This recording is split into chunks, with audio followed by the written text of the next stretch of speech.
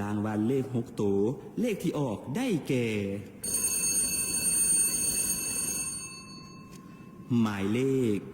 731651 เลข5 ตัวได้แก่หมายเลข31651 เลข4 ตัวได้แก่หมายเลข1651 เลข3 ตัวได้แก่หมายเลข651 เลข2 ตัวได้แก่หมายเลข